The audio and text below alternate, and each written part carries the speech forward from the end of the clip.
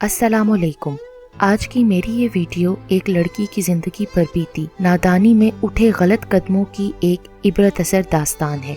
Video शुरू होने से पहले मेरे चैनल उर्दू सेंटर प्लस को सब्सक्राइब करके बेल नोटिफिकेशन को ऑन कर दें ताकि आपको मिलती रहे तमाम चैनल अपडेट्स।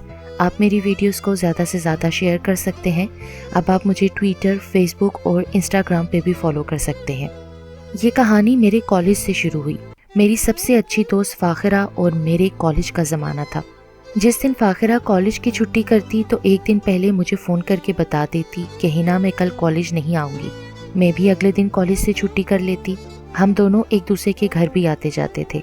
फाखिरा पठान थी मगर शहर में रहने की वजह से दूसरे पठानों से ज़रा मुख्तलिफ थी। मेरा ताल्लुक एक उर्दू स्पीकिंग फैमिली से था। मेरे 3 भाई और 3 बहनें थीं। भाई प्राइवेट जॉब कर रहे थे जबकि मेरी 2 बहनों की मंगनी चचा और खाला के घर में हो चुकी थी। सिर्फ मैं ही बाकी थी। वैसे भी मैंने सोच रखा था कि शादी तो मैं अपने पसंद के लड़के से करूंगी। जब मैं अपनी सोच का इजहार अपनी बाजी से करती तो बाजी मुझे मारती और कहती, कमबख्त है ना, तो कहीं से हमारी बहन मालूम नहीं होती। अगर तेरी सोच का अम्मी को पता चला ना तो वो तेरा जनाजा निकाल देंगी। बाजी की बात में हंसकर टाल देती। एक दिन मैं और फाखिरा सुबह 7 कॉलेज गए। 3 पीरियड अटेंड करने के बाद ब्रेक टाइम में कैंटीन में आकर हम बैठकर बर्गर खाने लगे। फाखिरा ने मुझे बताया कि मैं कल से बहुत परेशान हूँ। मैंने कहा, क्यों, खैरियत है? दादी की तबीयत कल से बहुत ख़राब है। कल हम सब अपने चचा के घर गए थे दादी को देखने। हम लोग अभी कैंटीन में बैठकर ये बातें कर ही रही थी कि हमारी एक क्लास फेलो हमें ढूंढती हुई कैंटीन में आ गई। फाखिरा, मैं कब से तुम दोनों को ढूंढ रही हूँ, कहाँ गायब हो? तुम्हारा कज़न आया हुआ है तुम्हें लेने के लिए, मैडम के रूम में बैठा है। फाखिरा घबरा के उठ गई। या अल्लाह खैर। मैं भी उसके साथ मैडम के रूम की तरफ भागी। वहाँ फाखिरा का चचाजाद फ़हीम उसे लेने आया था। फ़हीम ने कहा, फाखिरा, दादी जान फोत हो गई हैं, मैं तुम्हें लेने आया हूँ। मैडम ने फाखिरा को कहा कि आप क्लास से अपना बैग लेकर आएं। उस दिन पहली मर्तबा मैंने फाखिरा के कज़न को देखा था और मेरे दिल ने कहा, यही तो है जिसकी मुझे तलाश थी। छुट्टी के वक्त में घर आई और आते ही फाखिरा के घर फ़ोन किया मगर फ़ोन किसी ने रिसीव नहीं किया। शायद वो लोग चचा के घर जा चुके थे। मैंने अम्मी को फाखिरा की दादी की फौतगी से मुतल्लिक तमाम बात बता दी। अम्मी कहने लगी, फाखिरा के चचा का घर का पता तो नहीं, कहाँ है वो, मगर वो लोग जब लौट कर आएंगे तो हम अफसोस के लिए ज़रूर चलेंगे। जैसे तैसे 5 दिन गुजर गए। मैं कॉलेज जाती रही। कॉलेज से वापस आई तो अम्मी ने बताया कि फाखिरा का फ़ोन आया था, वो लोग वापस आ गए हैं। अम्मी ने कहा, तुम खाना खा लो, फिर उसके बाद हम फाखिरा के घर जाएंगे। जब हम उसके घर पहुंचे तो वो मुझसे गले मिलकर बहुत रोने लगी। मैंने तसल्ली दी। अम्मी फाखिरा की अम्मी के पास बैठकर बातें करने लगी। मैं फाखिरा के साथ उसके कमरे में चली गई। बातों बातों में पता चला कि फाखिरा के चचा गुलिस्तान जोहर में रहते हैं। एक दिन फाखिरा ने बताया कि उसकी बड़ी बहन की शादी अनकरीब होने वाली है। मैंने पूछा किससे, तो बताने लगी कि चचा के बेटे से। ओह गुड, बहुत मज़ा आएगा। मैं पठानों की शादी पहली मर्तबा देखूंगी। तो मुझे बुलाओगी ना? अरे क्यों गैरों वाली बात करती हो, तुम तो मेरे साथ सबसे आगे होगी। मैंने दिल में सोचा, इस तरह फ़हीम से मुलाकात हो जाएगी और शायद बात करने का मौका भी मिल जाए, पर पता नहीं वो मुझे पसंद करेगा भी या नहीं। अल्लाह अल्लाह करके ये इंतज़ार भी ख़त्म हुआ। शादी का दिन करीब आ गया। मैं खुश इस तरह हो रही थी कि जैसे फाखिरा की बाजी की नहीं, मेरी अपनी शादी हो रही है। मैं बहुत एहतमाम से तैयार हुई। खूबसूरत तो मैं थी ही मगर सच बन के और भी खूबसूरत नज़र आने लगी। मैं फाखिरा से मिली तो वो मुझे देखती रह गई। कहने लगी, आज तो तेरा हुस्न पठानों के हुस्न को भी मात दे रहा है। मैं तो खुश हो गई मगर जिसके लिए तैयार थी वो तो अब तक नज़र ही नहीं आया था। उस तकरीब में पर्दे का ख़ास इंतज़ाम था, इसीलिए कोई मर्द नहीं दिखाई दे रहा था। सब की सब औरतें ही बैठी थीं। फाखिरा मेरे पास आई और कहने लगी, हिना मेरे साथ तू घर चलना, कुछ ज़रूरी सामान रह गया है घर पे। तुम और मैं अकेले जाएंगे क्या? क्योंकि घर शादी हॉल से तकरीबन 40 मिनट की मुसाफत पर था। अरे अकेले कैसे जाएंगे? मैंने अपने कज़न फ़हीम को कहा है, वो अपनी गाड़ी में हमें लेकर जाएगा।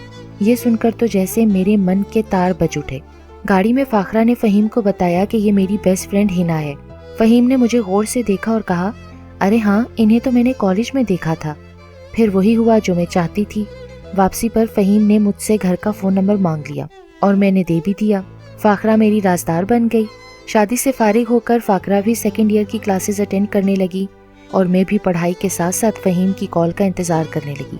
एक दिन कॉलेज की छुट्टी के वक्त जब मैं और फाखिरा बाहर निकले तो फ़हीम अपनी गाड़ी लिए पहले ही खड़ा था। वो मुझे देखकर मुस्कुराया और बोला, मैंने फ़ोन करना मुनासिब नहीं समझा, इसलिए कॉलेज चला आया। میں اور فاخرہ اس دن فہیم کے ساتھ آئس کریم کھانے گئے۔ آئس کریم کھاتے ہوئے فاخرہ سے چھپا کر فہیم نے مجھے ایک لیٹر دیا۔ پھر ہم لوگ گھر آ گئے۔ گھر آ کر میں نے لیٹر پڑھا۔ اس میں لکھا تھا، کل تم فاخرہ کے ساتھ کالج مت آنا بلکہ اکیلے آنا، میں تمہیں کالج کے باہر ملوں گا۔ میں نے فاخرہ کو فون کر دیا کہ میں کالج نہیں جاؤں گی۔ اگلے دن میں صبح گھر سے کالج کے لیے نکل گئی۔ امی کو میں نے کہا فاخرہ کالج نہیں جائے گی، اس کی طبیعت ٹھیک نہیں ہے۔ میں نے کالج کا سارا راستہ آہستہ قدموں سے طے کیا تاکہ کالج کا گیٹ بند ہو جائے۔ جب میں وہاں پہنچی تو فہیم گاڑی لیے کھڑا تھا۔ میں گاڑی میں بیٹھ گئی۔ راستے میں فہیم نے مجھ سے اتنی خوبصورت باتیں کی کہ میں محبت کی حسین وادی میں کھو گئی۔ پھر میری اور فہیم کی ملاقاتیں ہوتی رہیں، کبھی کسی بہانے سے تو کبھی کسی بہانے سے میں گھر سے نکلتی رہی۔ پھر وہی ہوا جس کا ڈر تھا، ہمیں فاخرہ کے بھائی نے دیکھ لیا۔ اس نے اپنے گھر میں بتا دیا۔ فاخرہ کی امی نے فون کر کے میری امی کو کہا، اپنی عزت سنبھالو بہن، ہنا میری بھی بیٹی جیسی ہے، وہ میرے دیور کے بیٹے فہیم کے ساتھ گھوم پھر رہی ہے۔ آپ کو بروقت مطلع کر رہی ہوں، ہمارے یہاں خاندان سے باہر شادی نہیں ہوتی۔ آپ یہ بات ہنا کو بھی سمجھا دیں اور کوئی اچھا رشتہ دیکھ کر اس کو بیاہ دیں۔ پھر تو مجھ پر آسمان ٹوٹ پڑا۔ ابو نے مجھ سے بات کرنا چھوڑ دی۔ بھائی نے کہا آج کے بعد گھر سے باہر نکلی تو ٹانگیں توڑ دوں گا۔ امی نے کہا تم کالج نہیں جاؤ گی، بس بہت پڑھ لیا۔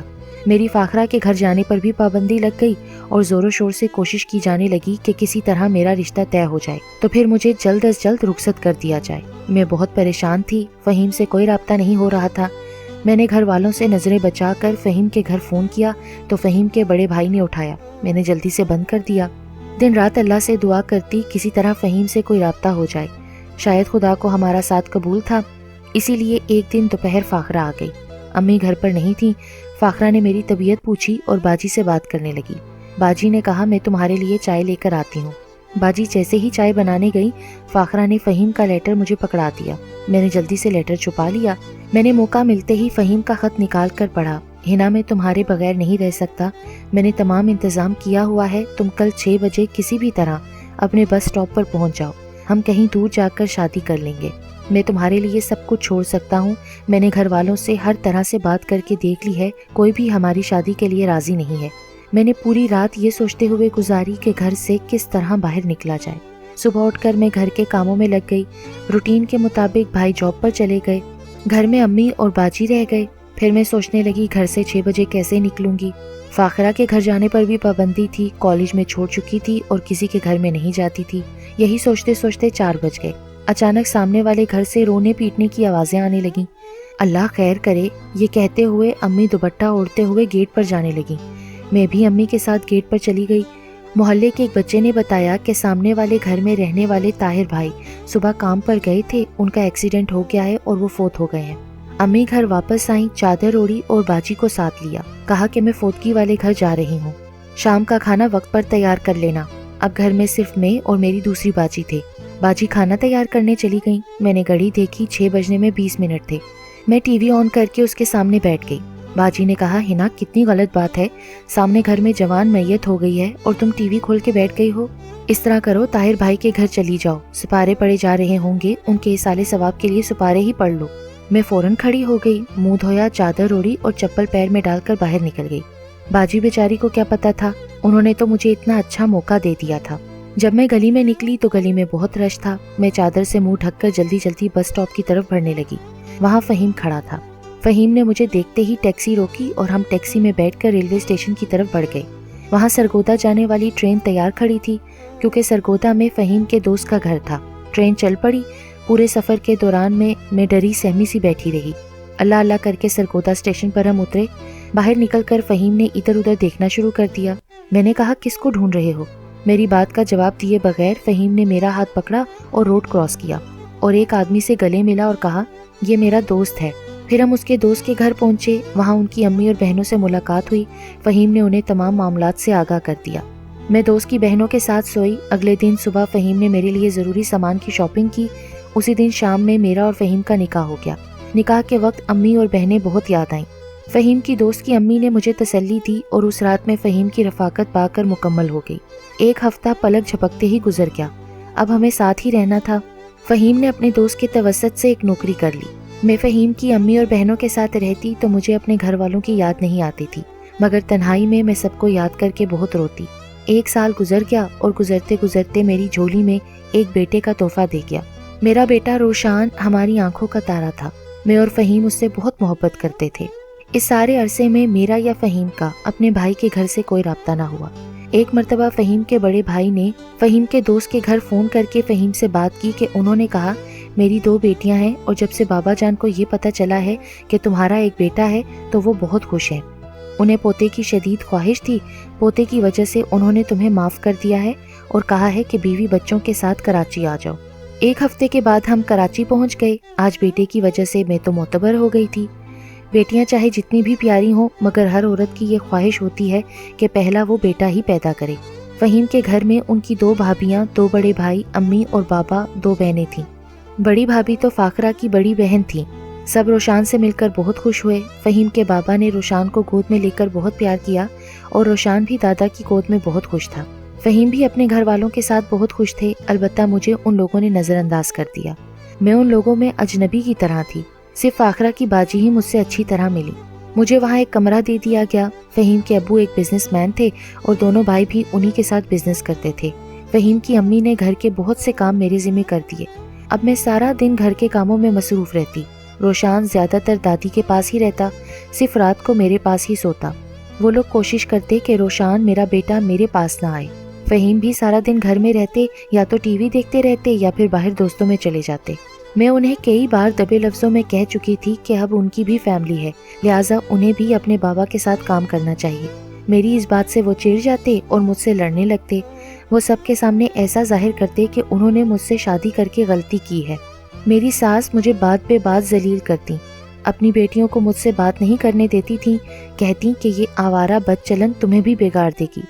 ہر ایک کے سامنے کہتی اس کے گھر کے مرد بڑے بے غیرت ہیں، لڑکی نے بھاگ کر شادی کر لی تھی، اور پھر بھی اس کے گھر کے مرد چپ کر کے بیٹھے ہیں، اگر اس کی جگہ پٹھانوں کی لڑکی ہوتی نا تو جان سے مار دی جاتی۔